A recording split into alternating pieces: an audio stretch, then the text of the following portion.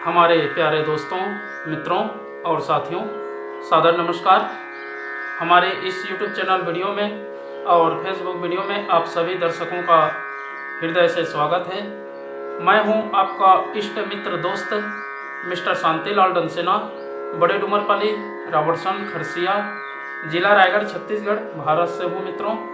मित्रों, आप लोग हमारे इस YouTube चैनल वीडियो को और फेसबुक वीडियो को देखते हैं तो आपको मैं हृदय से धन्यवाद देता हूं।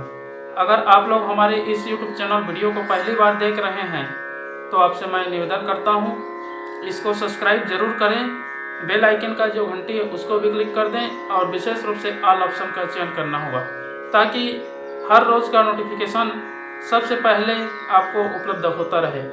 मित्रों, शुरू से अंत तक जरूर देखें, सुने, समझें, अनुभव भी करें। मन कहे, उचित लगे, अच्छा लगे तो आप हमें एक लाइक जरूर दें और इष्ट मित्रों के पास शेयर भी करें। अगर कोई विशेष संशोधन करना है तो आप हमें कमेंट बॉक्स पर सूचित करें और आगे के लिए मार्गदर्शन दें। आपका दिया हुआ मार्गदर्शन हमारे अमूल्य श्रेष्ठ जीवन का प्रमुख आधार है। मित्रों, व्यक्ति के अंदर इतनी समर्थ है, उसका आश्रय लेने से ही परिपूर्ण बनता है। व्यक्ति पैदा होता है, उसके पश्चात बचपन में क्रीड़ा कल्लोल करता है, खेलता है और आगे बढ़ता है। देखते देखते व्यक्ति जो है यौवन अवस्था में आ जाती है और हंसते खेलते हुए जीवन जो है निकल जाती है। धीरे धीरे करके व्यक्ति गृहस्थ में प्रवेश कर लेता है और गृहस्थ के बाद में व्यक्ति अपने परिवार को भी बढ़ा लेता है और उसके साथ में जो महत्वपूर्ण जिम्मेदारी है, जो मूलभूत आवश्यकता है, उसमें निमग्न रहता है और व्यक्ति उसी में सारा जीवन को खपा देता है और अंत में धीरे धीरे करके जब आगे बढ़ता है तो फिर वृद्ध हो जाता है और वृद्ध होने के पश्चात में जब भक्ति योग करना चालू कर देता है तो व्यक्ति अपना अस्तित्व को वहीं से लड़खड़ाना चालू हो जाता है। मित्रों, जीवन में जो समर्थ है, जो जीवन जीने की कला जानता है, वही वास्तविक जीवन जीता है। जीवन स्थिर नहीं, उसके साथ कई तथ्य और कई रहस्य जुड़े होते हैं। जीवन में हर प्रकार के घटनाएं घटित होती है, हर प्रकार के सुविधाओं का आरोपण होता है और हर प्रकार के सूक्ष्म जगत का भी परिशोधन होता रहता है।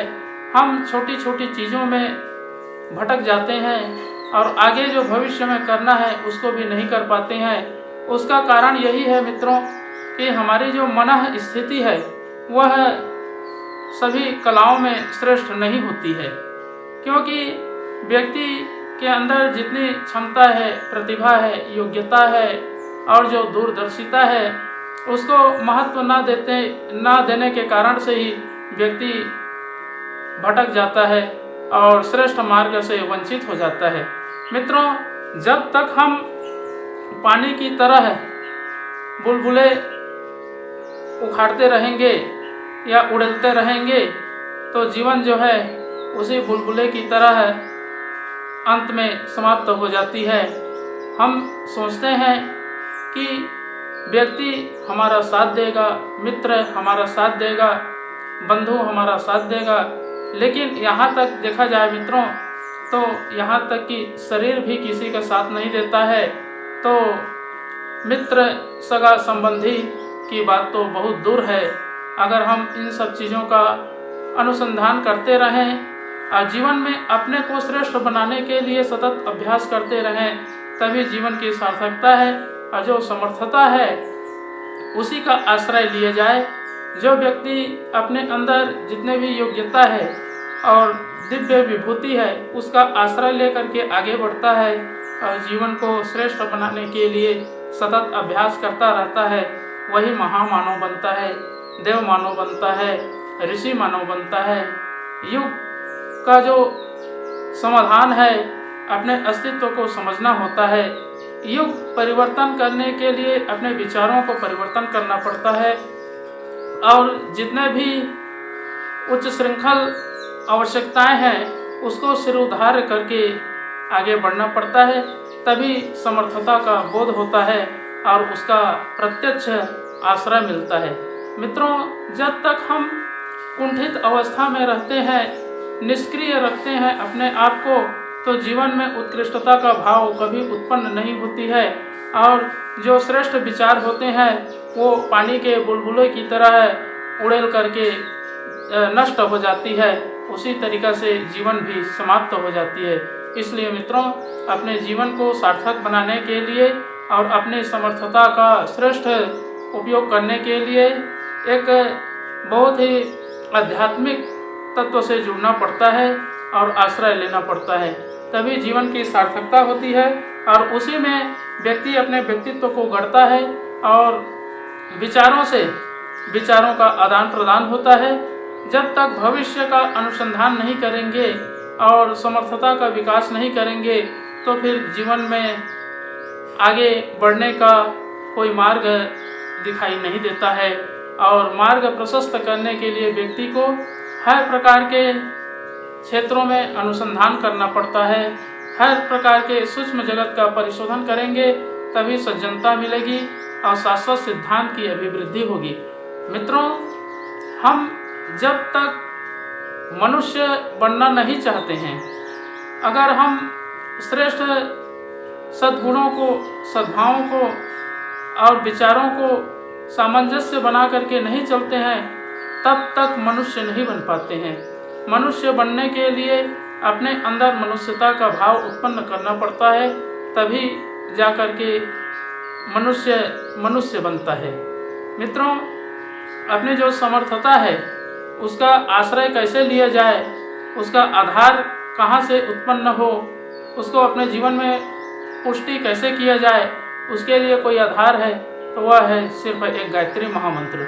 अगर हम गायत्री मंत्र का नित्य प्रतिदिन उच्चारण करते हैं, जाप करते हैं या मंत्र का लेखन करते हैं या उनके प्रत्येक शब्दों के अर्थों का चिंतन मनन करते हैं, तो जीवन में हर प्रकार के रहस्यों का उद्घाटन होता है और जो वास्तविक चीज़ है वो हमें उपलब्ध होती है।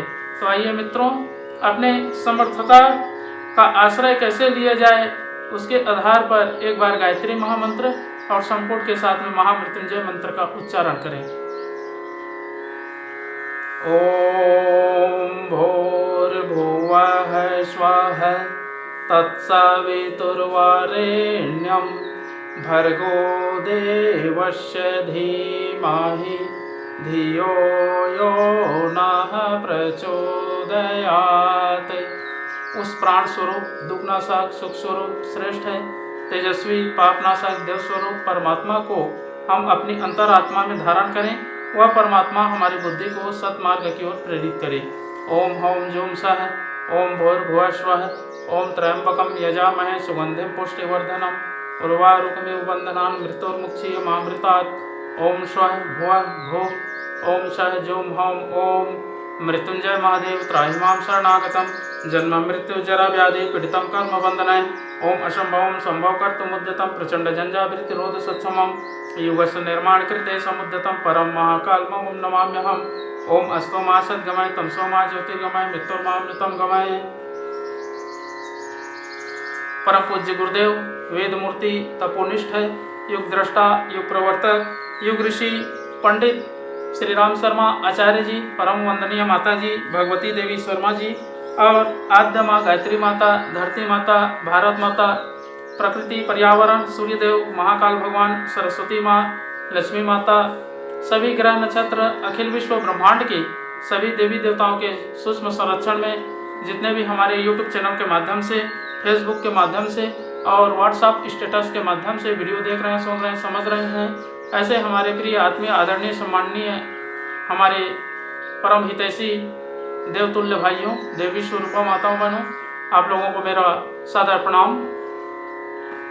ऋषि चिंतन के सानिध्य में से आज का जो एक बहुत ही अनमोल सुविचार है आपके पास लेकर के प्रस्तुत कर रहा हूँ। आज का सुविचार है मित्रों, समर्थ का आश्रय लें। बहुत ही अनमोल से विचार है। जीवन स्थिर नहीं, उसके साथ जुड़ी हुई सुविधाओं का भी कोई ठिकाना नहीं। हंसता बचपन बोझिल जवानी की ओर बढ़ता है और कराह भरे बुढ़ापा में बदल जाता है। संपदा भी सदा किसका साथ देती है और मित्र सहयोगी भी पानी के बबूले की तरह उछलते और समय के साथ आगे चले जाते हैं। अनुकूलताएं सदा नहीं रहती, समय के बाद वे भी प्रतिकूलता में बदल जाती हैं। सूरज चांद तक जब स्थिर नहीं तो और किससे सदा साथ देने की आशा की जाए।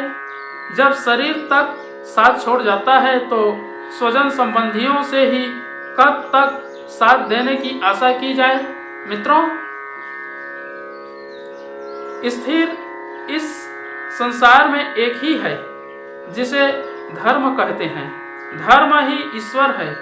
ईश्वर अर्थात मानवीय गरिमा के अनुरूप अपने को ढालने के लिए विवश करने की व्यवस्था। इन्हीं में सदा साथ देने और विश्वासपूर्वक मैत्री निभाने की क्षमता है। वे इतने सुदृढ़ और अटल हैं कि संसार का कोई अंधड़ उन्हें डगमगाने में समर्थ नहीं। मित्रों, जिस तिस का आश्रय तकने और साथ निभाने की आशा अपेक्षा व्यर्थ है। जो स्वयं अस्थिर है वे दूसरे किसका और कब तक साथ निभा सकेंगे। इस सृष्टि में मात्र धर्म और ईश्वर ही स्थिर व समर्थ है, जिन्हें अपनी परिष्कृत अंतरात्मा में पाया जा सकता है। उन्हीं का आश्रय अपनाना बुद्धिमत्ता पूर्ण है। बहुत बहुत धन्यवाद मित्रों। अगले बार नए विचार लेकर के नए वीडियो के साथ में आपके पास फिर प्रस्तुत होने का प्रयास करेंगे। सादर नमस्कार।